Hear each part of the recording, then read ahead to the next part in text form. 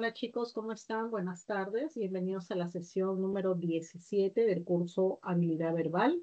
El día de hoy vamos a continuar con tipos de preguntas para la evaluación de la comprensión lectora parte 5 y específicamente vamos a hablar de la inferencia. Pues bien, la inferencia y la lectura inferencial.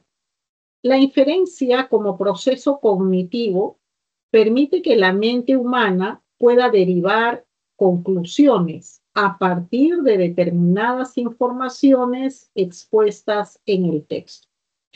Fíjense que esto ya de una forma nos está dando, ¿no?, algunas pistas y es más, alguna característica. Cuando nosotros hablamos entonces de la inferencia, nos lleva de una u otra forma a que nosotros como lectores, a partir de lo que hemos leído en el texto, podamos establecer conclusiones. Repito, conclusiones que se van a desprender a partir de información que está en el texto. Y nosotros podemos, a partir de un pequeño texto, de un fragmento, determinar conclusiones, ¿no? Igualmente ocurre con una imagen, ¿no? Si nosotros tenemos una imagen, ¿no?, de alguien en cama con un pequeño paño sobre la frente, está con un termómetro, ¿no?, en la boca, ¿no?, y está obviamente tapado, ¿no? La persona está tapada. Bueno, solamente a partir de esa imagen, ¿no? Podemos inferir muchas cosas, o genéricas o específicas, pero esa imagen permite que nosotros establezcamos conclusiones. ¿Qué conclusión podemos tener a partir de esa imagen? Bueno, una conclusión general es que esta persona está enferma. Una conclusión más específica, de repente, que es la persona está con fiebre, ¿no? O podemos decir que la persona se encuentra indispuesta, u otra, ¿no?, que se derive de la imagen. Y ahí nosotros vamos a tener una amplia gama de posibilidades, ¿no? Desde que está enferma, desde que está indispuesta, desde que está con fiebre, ¿no? Pero eso lo establecemos a partir de lo que nos dice la imagen, ¿no? Obviamente, para tener una conclusión mucho más específica, ¿no?, tendríamos que evaluar muy bien, en este caso, la imagen y poder determinar cuál es la más cercana. A partir de lo que yo les he dicho, la inferencia de esta imagen, quién sabe lo más cercano a decir simplemente que está enfermo o que se encuentra indispuesto o que está en cama, ¿no?, o que no puede trabajar o que no puede de repente ir a estudiar. Lo más cercano podría ser decir que está con fiebre, ¿no? Justamente por estos elementos, la toallita, ¿no?, que está en la frente, el termómetro, ¿no?, que se encuentra en la boca. Y bueno, con esto estamos diciendo de que la inferencia, que vienen a ser conclusiones, como acabamos de ver hace un momento, las establecemos nosotros, pero basados en el texto o basadas en la imagen, ¿no? Como acabamos de ver, acabamos de inferir, es decir, establecer conclusiones a partir de una imagen. Pues bien, la inferencia se emplean en la comprensión de todo tipo de textos, ya que los recursos elípticos son necesarios para asegurar la economía del lenguaje. A veces, con algunos datos que ya se dan en el texto, podemos concluir, podemos inferir algunas otras cosas. Y por lo tanto, si se nos está dando datos que permiten que los lectores podamos concluir algo, entonces no va a ser necesario que ese algo lo pongamos más abajo, el autor del texto lo ponga más abajo justamente en el contenido. ¿Por qué? porque el lector tranquilamente por esos otros datos puede concluir, ¿no es cierto?, algo que sería reiterativo, en este caso, ubicarlo en el contenido. Y eso por una regla no vinculado a lo que es la economía del lenguaje. Un buen texto, ¿no?, que se organiza tiene que evitar reiterar cosas, ¿no? Y en este caso, si nosotros cerramos una idea que de por sí es lógica a partir de otras informaciones, entonces estamos aplicando economía del lenguaje. ¿Para qué lo voy a poner? Y eso tranquilamente se puede inferir. Si los lectores van a llegar a esa conclusión a partir de otros datos que están explícitos en el texto. Para una buena lectura es indispensable hacer inferencias adecuadas, las mismas que son posibles gracias al análisis que se hace sobre las informaciones expuestas en el texto. Efectivamente, nosotros como lectores vamos a inferir, pero vamos a inferir pegaditos a lo que dice el texto, a partir de esos datos que nos permiten cerrar una idea, que nos permiten concluir, en este caso, una idea. No trate o evitemos inferir algo más lejano, como hace un momento en la imagen del niño que estaba en cama con el termómetro y con una toallita en la frente. Es decir, una posibilidad era que estaba enfermo, pero eso es muy genérico. Ya el termómetro, ¿no?, y la toallita de repente en la frente, de repente lo más específico sería determinar pues que está con fiebre. Entonces tenemos que ser muy analíticos a la hora de marcar la respuesta para que eso que nosotros vamos a inferir, bueno, sea lo más cercano a qué, lo más cercano a la temática, ¿no?, al argumento, a lo que se está desarrollando justamente en la idea. Pues bien, entonces, las inferencias cumplen dos funciones. En primer lugar, establecen conexiones entre el nuevo material que exhibe el texto y el conocimiento que ya existe en la memoria. Claro, porque cuando vamos a leer un texto y de repente el texto comienza indicándonos el tema, de repente comienza diciendo las frutas son beneficiosas. Bueno, todos conocemos las frutas, o por lo menos gran parte de frutas. Entonces vamos identificando con elementos que ya conocemos. Entonces hay un material, hay una información que nosotros ya tenemos, ¿no?, en nuestra mente, pero que ahora la vamos a tener que concretar, ¿no?, en relación a lo que plasma ya sobre esa temática el texto. Punto número 2, que es lo principal que hace la inferencia, cubre las lagunas en la estructura superficial global del texto.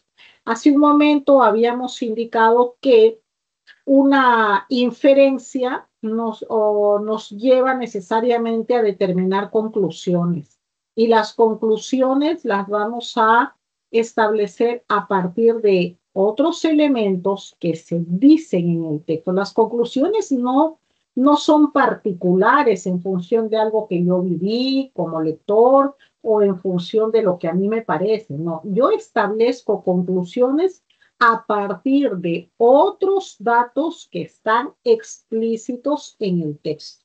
Entonces, la inferencia que hace el lector es cerrar justamente esa laguna, ese espacio en blanco que dejó el autor del texto al no decirlo con todas sus letras, como decíamos hace un momento. A veces, cuando se utiliza, ¿no?, el recurso de economía del lenguaje, si estamos dando algunos datos, ya para qué vamos a cerrar toda la idea completa, si con ese par de datos el lector puede cerrar esa laguna, ¿no?, eso que no se está diciendo de manera explícita. En otras palabras, la inferencia consiste en llegar a una conclusión a partir de lo que dice el texto.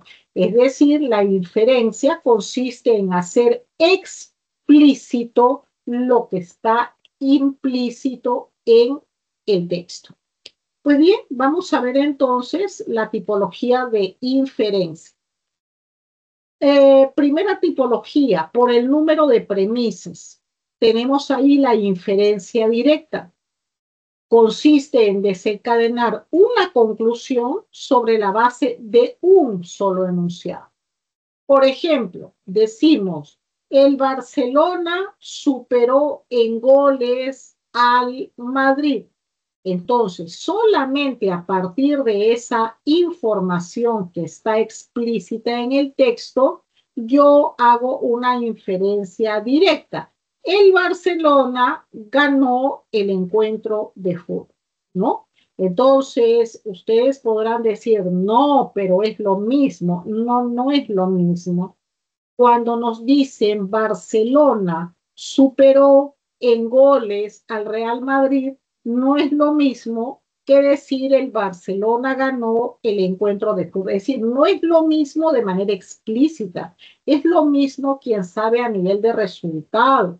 Entonces, cuando nosotros hablamos de inferencia no directa, es que a partir de esta información que se nos da en el texto, nosotros, ¿no es cierto?, lo que hacemos es cerrar la idea, es decir, hacer más explícita esa información.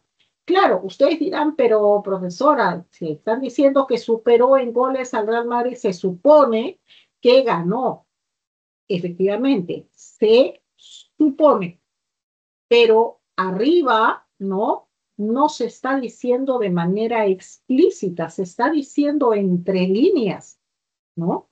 Por lo tanto, nosotros llegamos a la conclusión, es decir, lo decimos con todas sus letras, no lo dejamos entre líneas, es decir, cerramos esa laguna y decimos, el Barcelona ganó el encuentro de fútbol, ¿no? Es decir, ahí estamos hablando, ¿no? De un término, digamos, concreto, ganó. En el caso anterior nos dicen superó en goles.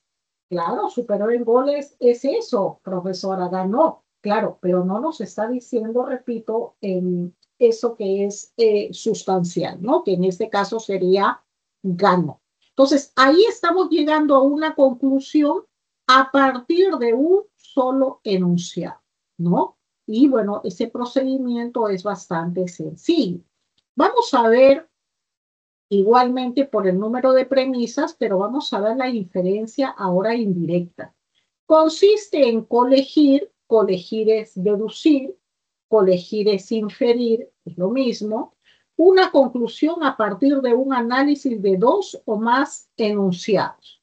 Entonces, nos dice, toda violencia es deplorable. Algunas opresiones son violentas, ¿no? Entonces tenemos acá ya dos enunciados. Toda violencia es deplorable.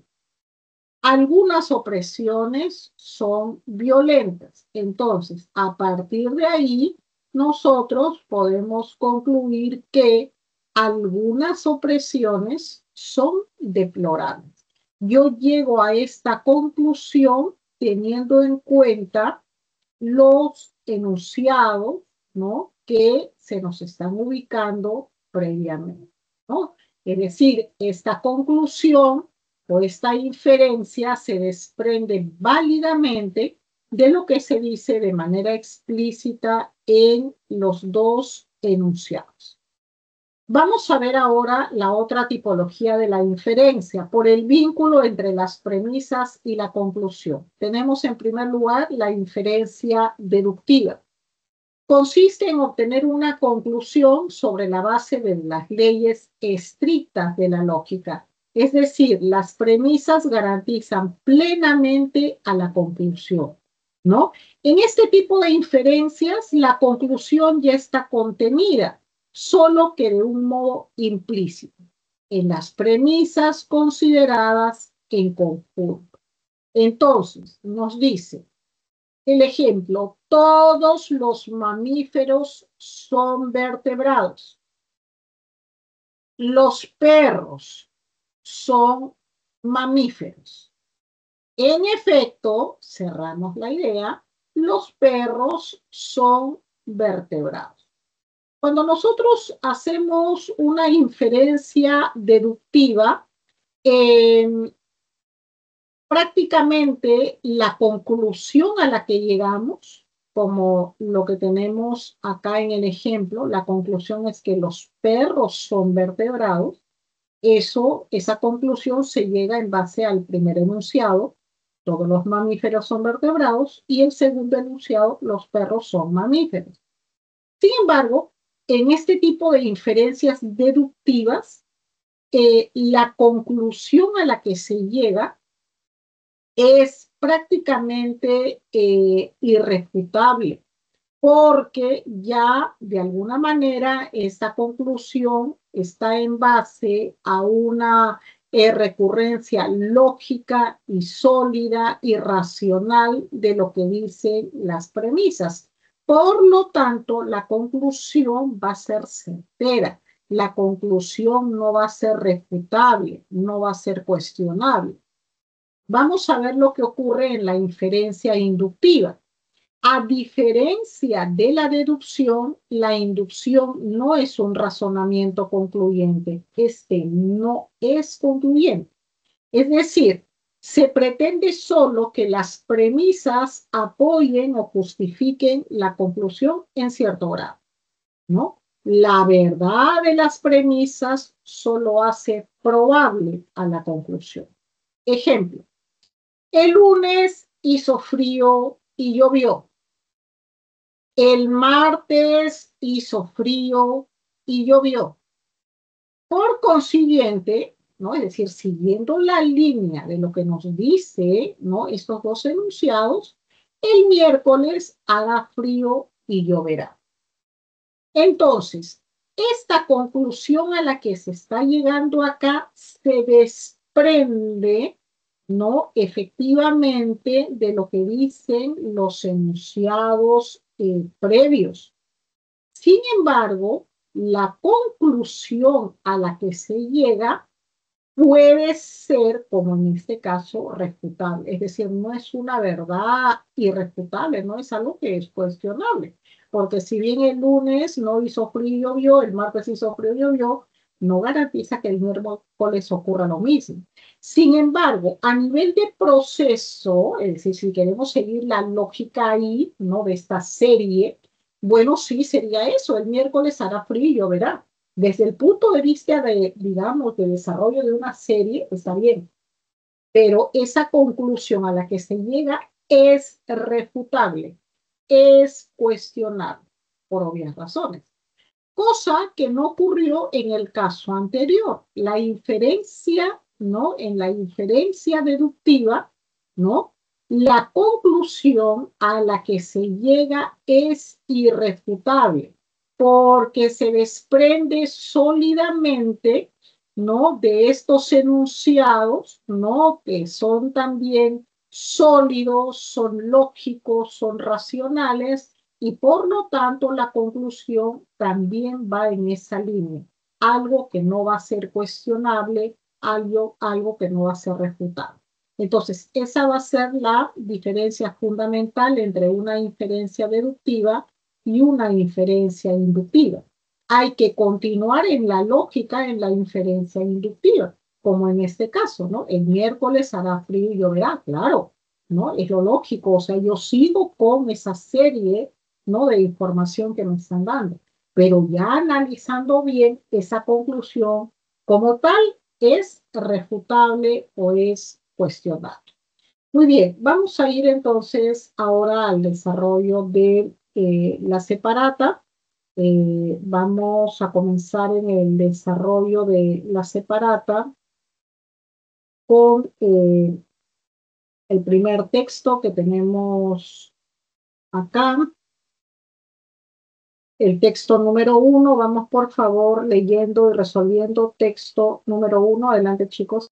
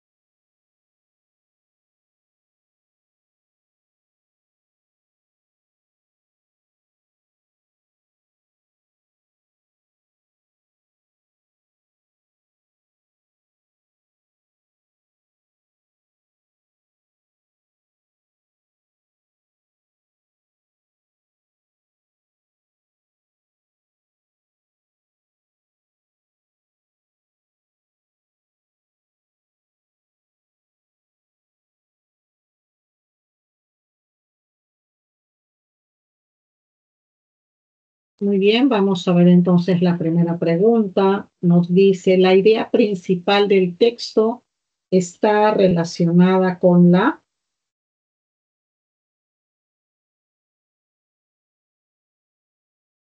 A ver, ¿hay alguna propuesta?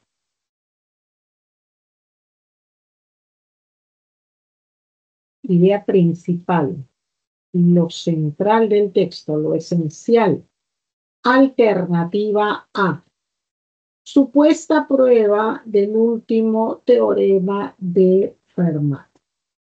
Y es que vemos que se refiere a la nota que escribió Fermat en el margen del libro Aritmética de Diofanto, ¿no? Que se negó a conocer como el último teorema de Fermat, el cual pues no se pudo probar. En la pregunta número 2 nos dice, de acuerdo con la sinonimia contextual, el término descomposición significa...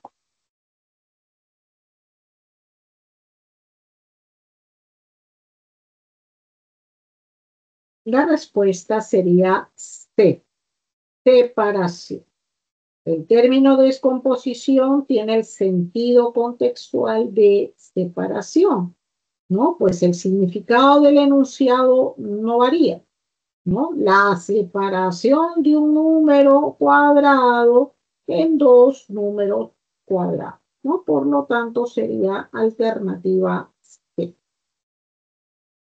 Pregunta número 3. El enunciado incompatible con la idea principal del texto afirma...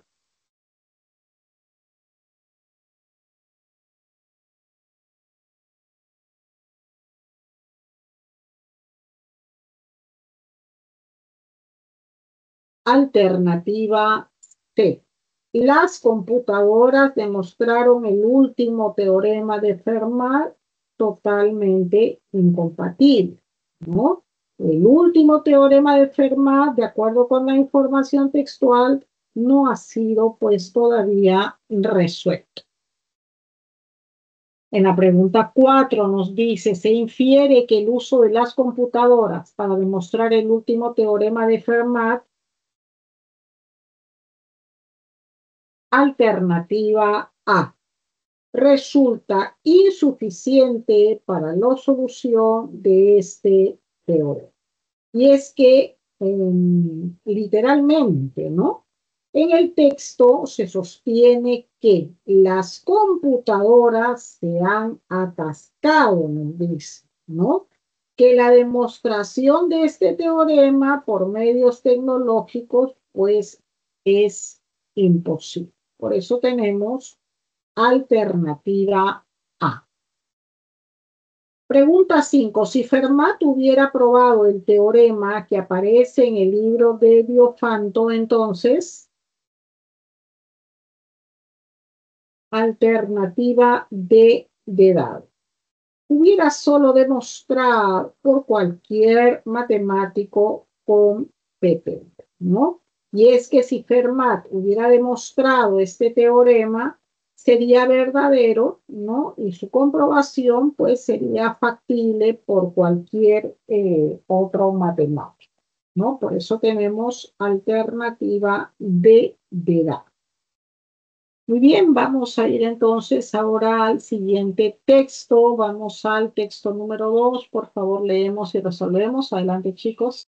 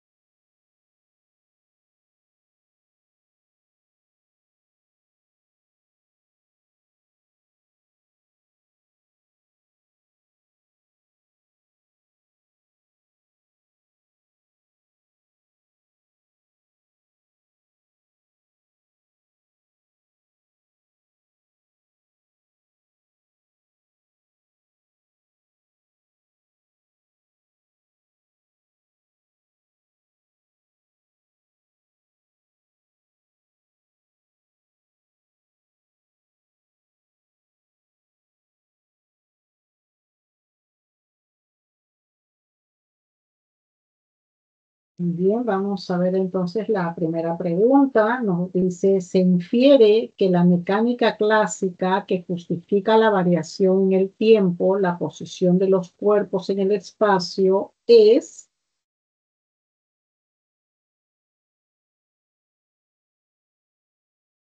A ver qué respondieron para la pregunta número 1, alternativa.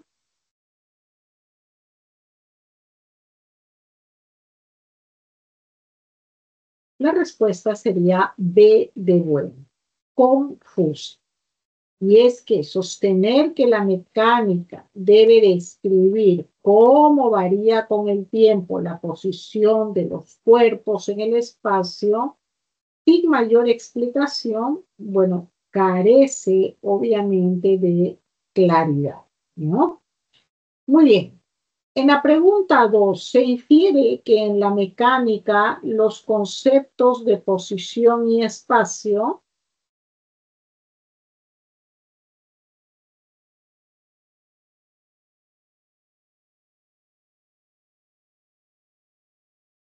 La respuesta es alternativa E. Carecen de significado. Y es que el mismo texto nos dice que no está claro lo que hay que entender aquí por posición y espacio, ¿no? Muy bien. Pregunta número 3. Se infiere del texto que en la mecánica sus conceptos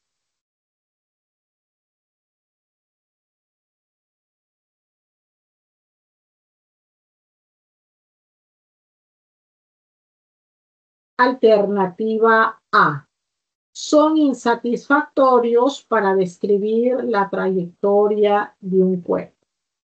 Fíjense, ahí en el texto es una crítica a los conceptos de posición y espacio que utiliza la mecánica, por lo que sus conceptos no permiten entonces describir las trayectorias de un cuerpo relacionado a sistemas de referencia diferentes. Por eso tenemos alternativa A.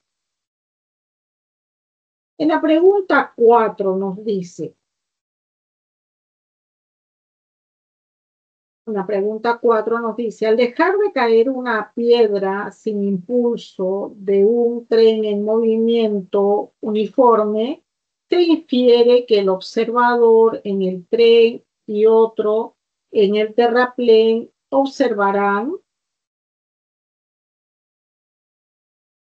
alternativa A, que las distancias recorridas son diferentes. Efectivamente, de acuerdo al marco de referencia, las distancias recorridas serán una recta y una parada. Pregunta número 5. Se infiere que un sistema de coordenadas en relación a un marco de referencia es mucho más, sería en este caso B, riguroso, ¿no? Y es que el sistema de coordenadas es una descripción matemática. Por lo tanto, es más rigurosa que el concepto de marco de referencia. Muy bien, vamos a dar unos minutos adicionales para que puedan continuar con el desarrollo de las otras preguntas.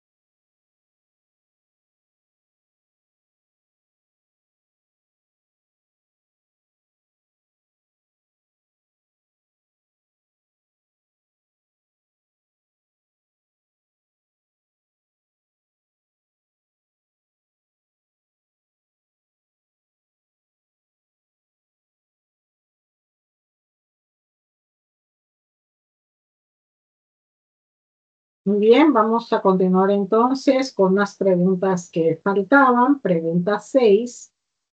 Si la mecánica pudiera describir la trayectoria de un cuerpo en relación con un sistema de coordenadas, entonces la respuesta sería B de bueno. El concepto de espacio sería pues super, ¿no? Y es que en un sistema de coordenadas, la trayectoria de un cuerpo se, en todo caso, es descrita específicamente de forma matemática, por lo que resulta pues el concepto de espacio supera. Pregunta número 7. Fundamentalmente el autor expone alternativa A, las trayectorias en relación a un cuerpo de referencia. Y es que para el autor no existe trayectoria de un cuerpo en la mecánica clásica, sino trayectorias en relación a un cuerpo de referencia o sistema de coordenadas. Por eso tenemos alternativa A. En la pregunta 8, la palabra prolijas puede ser reemplazado por alternativa C, cuidadosos, ¿no? Como los conceptos de espacio y tiempo son oscuros, entonces el autor tiene que realizar cuidadosas consideraciones y explicaciones detalladas, ¿no? Muy bien, pregunta número 9. ¿Es incompatible con lo expresado por el autor sostener que alternativa A? Los conceptos de espacio y posición son explicados en la mecánica, bueno, enunciado incompatible. Efectivamente, los conceptos de espacio y posición en la mecánica, según el autor, son insuficientes para explicar el movimiento de un cuerpo en el tiempo. Muy bien, vamos entonces ahora a ver el texto número 3. Vamos por favor leyendo y resolviendo. Adelante, chicos.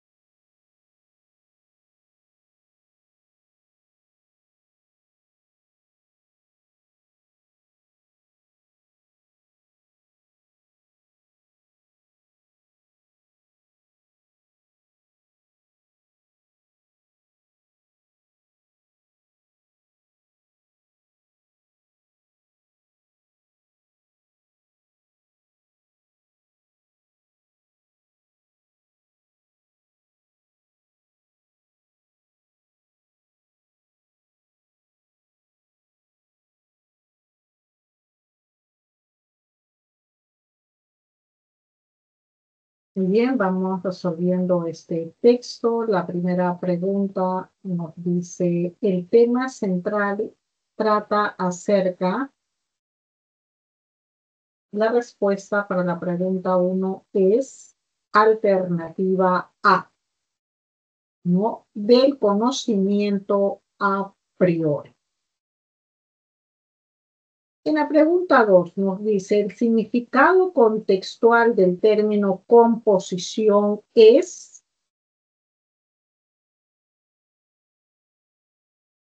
La respuesta para esta pregunta es alternativa B, conjunción, ¿no? El término composición alude a la conjunción de las sensaciones y el entendimiento. La pregunta 3 nos dice, en relación al conocimiento es incompatible sostener que... Respuesta para la pregunta 3C. Todo nuestro conocimiento procede de la experiencia, ¿no? Si bien todo conocimiento empieza con la experiencia, no todo procede de, ¿no? La experiencia solo pone en movimiento, pues, el entendimiento, ¿no? Y este ordena material, ¿no es cierto?, de lo que se nos da a través de los sentidos. Por eso, la alternativa C es incompatible. En la pregunta número 4 se nos dice, del texto se puede inferir que el conocimiento empírico está dado por... La respuesta es A, la experiencia y la razón. Por medio de los sentidos, pues se nos da la experiencia y por la razón ordenamos esas representaciones, ¿no?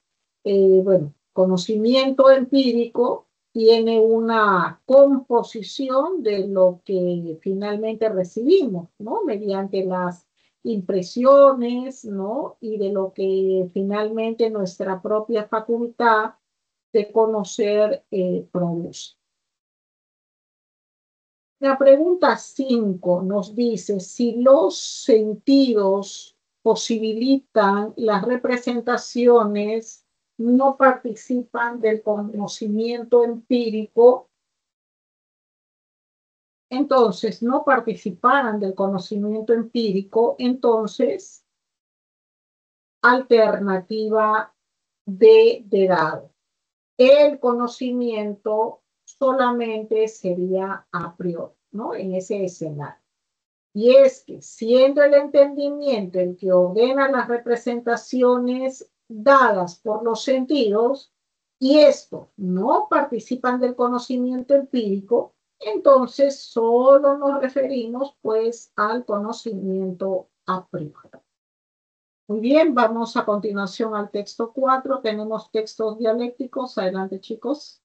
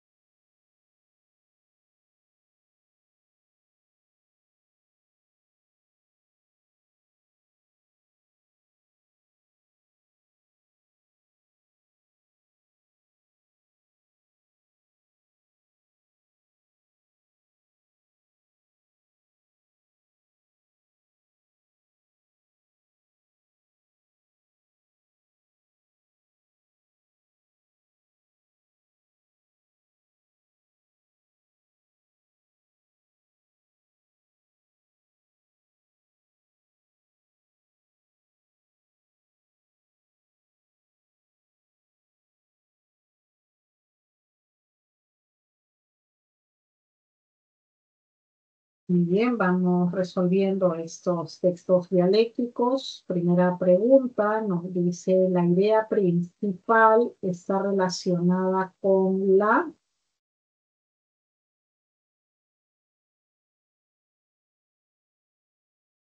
sería alternativa A, la comparación entre metodologías para demostrar que una teoría es mejor que la otra por inducción.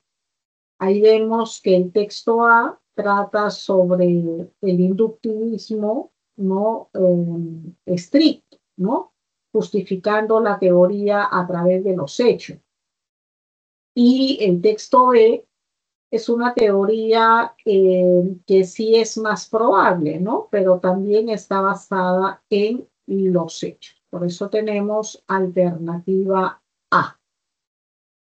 En la pregunta 2, según los inductivistas estrictos, una teoría es mejor que otra si fue deducida de los hechos. El sentido del término deducida se refiere a la,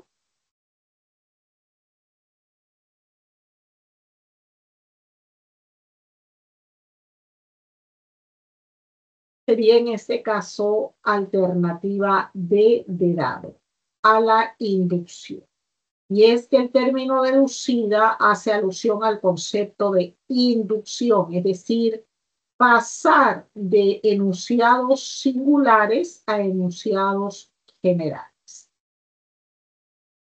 Pregunta 3. Es incompatible sostener que las teorías de Copérnico y Ptolomeo.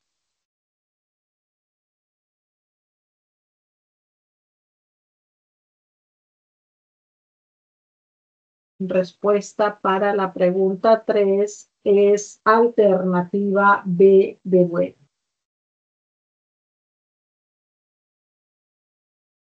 Explicaba todos los fenómenos astronómicos, ¿no?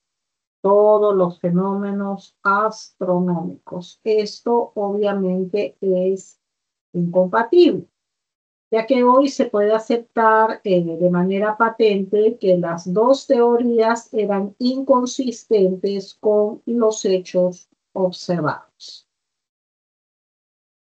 Tenemos luego entonces pregunta 4. Si Kepler tiene razón al afirmar sobre Copérnico que obtuvo sus resultados a partir de fenómenos de los efectos de las consecuencias, entonces se puede inferir que estuvo a favor de